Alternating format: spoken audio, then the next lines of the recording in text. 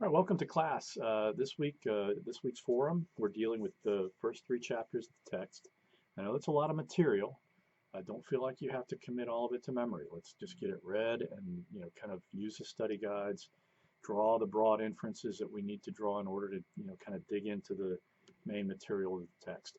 Each chapter, I think, of this first week's reading is really sort of providing you with a foundation, right? Chapter one is basically sort of a primer on international relations. So if you've taken international relations, you're going to be familiar with things like realism, idealism, the idea of anarchy, the idea of sovereignty. If you took my politics matters class, you might remember the detailed article I gave you sort of on the political origins of sovereignty. With chapter two, if you've taken American foreign policy, you're gonna understand a lot of the basic stuff. Sort of the idea that for much of our history, domestic politics really prevailed and predominated.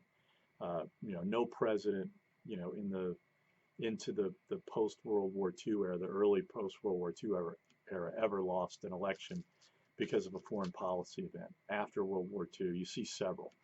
Um, the fact that Americans generally have sort of an aversion to violence, which tends to mean that when policymakers try to sell a policy, try to sell a decision to go to war, they do it in sort of apocalyptic terms. They basically say, we have no choice. This is, save the world, sort of arguments.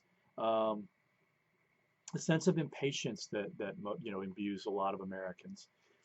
We don't, as a people, tend to have a lot of patience for long, drawn out conflicts. We want knockouts. We want to win. We want unconditional warfare. Now, chapter three again is more sort of again in that foreign policy realm where you're learning certain things. You're learning basically the evolution of American foreign policy, again from World War II to the present, and so each administration is basically focused on certain kinds of tasks. Waging the Cold War really occupies a lot of the foreign policy and national security considerations of the administrations of Truman all the way to George Herbert Walker Bush.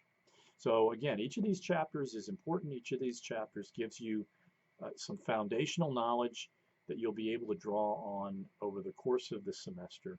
It's going to help you, try to, pull out some of the nuances that you really need to learn in order to really master this material. So with all forms, you're going to get out of it what you put into it.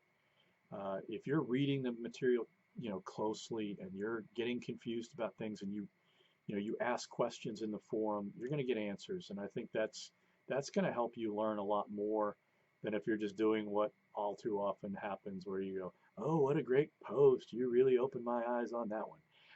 If you take the forum seriously, you'll get a lot more out of it. So let's have a good week. Let's get off on the right foot and start this semester, start this summer semester, which remember it's abbreviated. So we got a lot of ground to cover in a very short period of time. So let's have a great week.